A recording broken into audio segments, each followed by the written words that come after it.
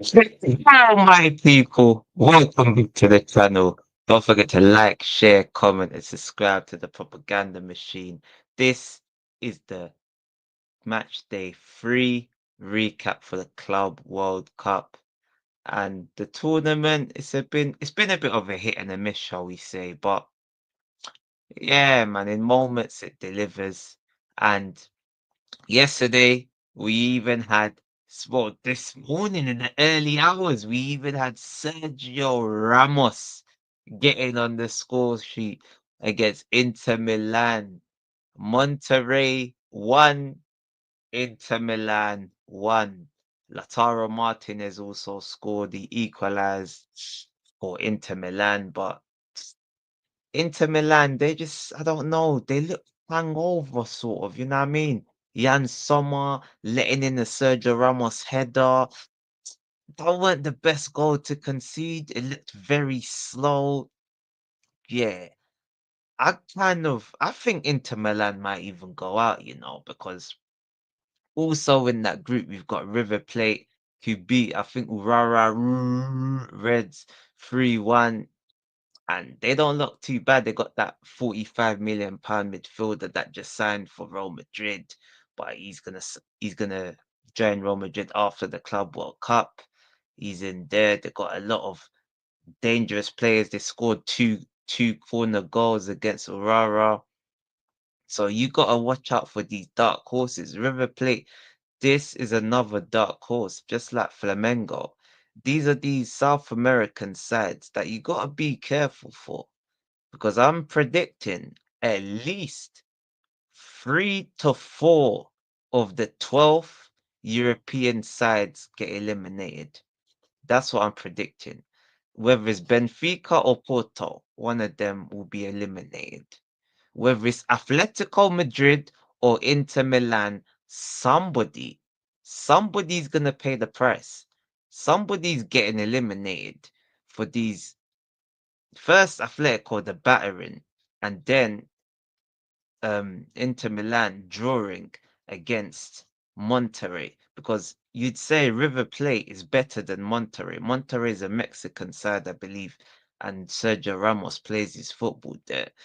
But yeah, like Inter, it was a very well worked goal for Martinez, but he's always missing chances. That's what I seem to notice about Lautaro Martinez. Why does he always miss these like chances that you feel like surely he could hit the target? He's very like, I don't know, like erratic. That's the best way to describe Lautaro Martinez. He can be composed on some days and erratic on other days, because it was a very neat finish for one of the disallowed goals, but when he's onside, boom, smashes it. And then he was there for the tap in, well worked free kick. It was beautiful. Someone put the disguise on that ball in behind, and then he got the tap in. But yeah, man, it's another day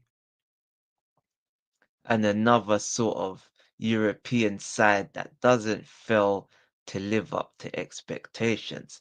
So that's really Group E, if we're gonna be honest. So Group E, I don't know. I feel like potentially Inter might go out, but it depends what Monterrey do, because they could easily drop points against Urara. So you just never know. But Inter,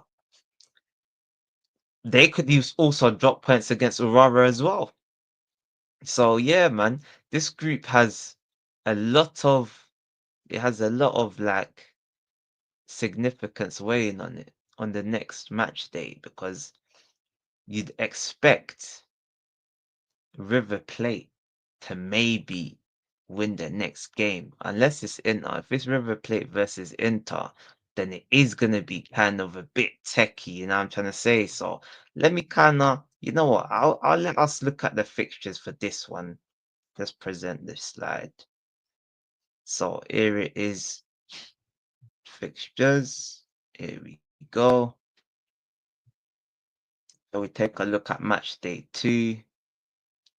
Who's playing? Okay, River Plate and Monterrey. There we go. Inter versus Aurora. So you'd probably think Inter will beat Aurora Reds, but at the same time, you never know. You never know. Especially if Monterrey beat River Plate, that's gonna be techie. Cause then if Inter drop points, they're in a sticky situation. So they need to just be careful with this Inter Milan for sure, for sure.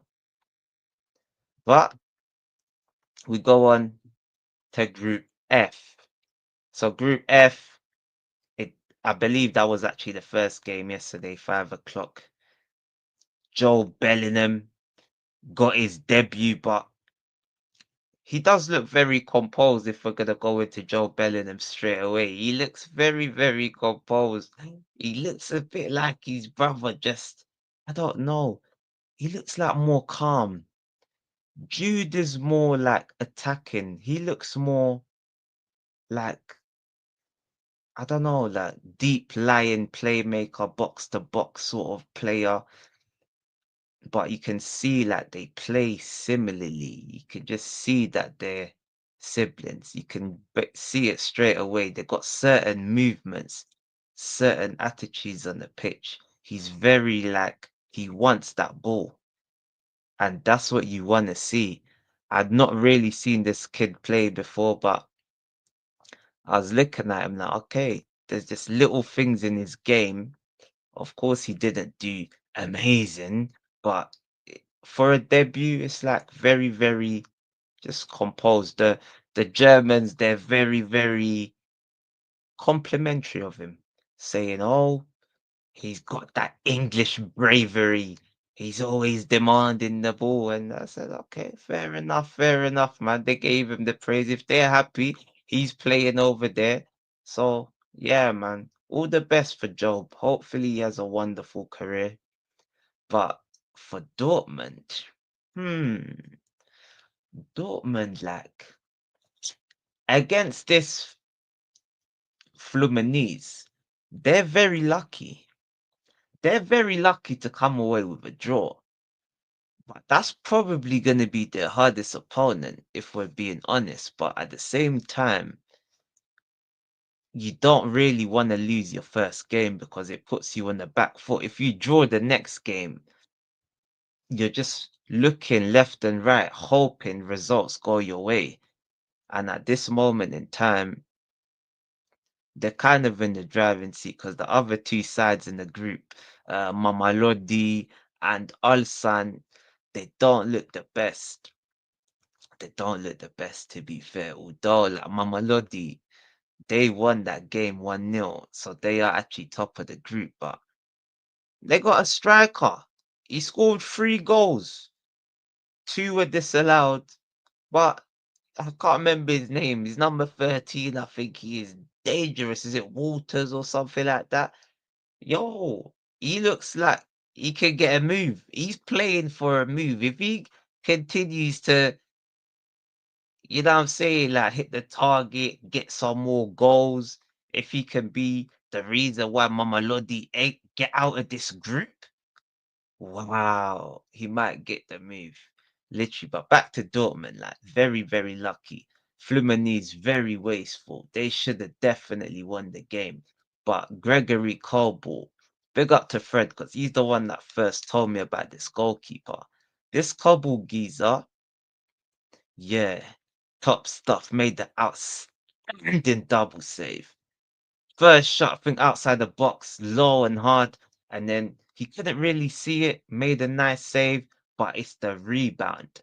The save, it went into the danger area, but he got up so fast and he spread himself nice and wide, and then boom, pause. But yeah, made a second save and he made a few more saves. So this is a goalkeeper that Man United and Chelsea should be looking at. I don't know what they're waiting for, but I'm assuming Dortmund will probably tell them, "Yo, we need to be heavily compensated. We need some big payment because he does look like quite a goalkeeper." So I'd say watch this space because don't be surprised if someone puts a bid in for him, but I'm not sure how much he'll go for. Maybe 45 million euros or something like that. But yeah, we're gonna see the tournament. Yeah, it's slowly heating up. So as today we got the fixtures that I feel like most of us we're waiting to see. We're waiting to see these type of fixtures today because there's a lot of interested teams playing, shall we say. So we've got Manchester City. Manchester City play my dad or your dad. I don't know whose dad they are, but they're playing against dad's 11. So they should beat these dads. Definitely. Like, come on, like why dad, my dad, your dad, come on, man. They should beat this team. That's at 5 o'clock. We're gonna see Cherky, Randers, Nuri. They all should get some minutes in this game. Obviously, Grealish is not there. He's been told to find another club. Hopefully, he does. Hopefully, we can start to see a bit more of Jack. I've been very, very critical of Jack Grealish, so it'll be good to see if he can at least find that Villa form because I think he's been a waste of time at Manchester City, if we're being honest. Real Madrid versus Al Hilal, that is probably the game of the day. 8 o'clock. Don't go anywhere. I'm pretty sure most people will be watching that. That's a very, very good match. We're gonna get to see well, we're gonna get to see Xabi Alonso, to be fair. Xabi Alonso's first game as the Real Madrid manager. Trent Alexander should make his debut. Hoyson should play. There's a few players actually. But yeah, I want to see, can Al Hilal pull off a shock? Can they? Because I think it's possible. I think they can actually do something, but maybe not today. Maybe not today. Then there's Pacheco versus Salzburg and Al Ain versus Juventus. That's in City's group. So yeah, man, Club World Cup starting to slowly but surely heat up. I think the second round of fixtures will probably be a bit more interesting than obviously the third. There's gonna be some jeopardy on it. Maybe some teams will already have 6 points and that will be done, but I feel like the second match day is where it's gonna heat up. So guys, don't forget to like, share, comment, and subscribe to the channel. See you tomorrow. Bless.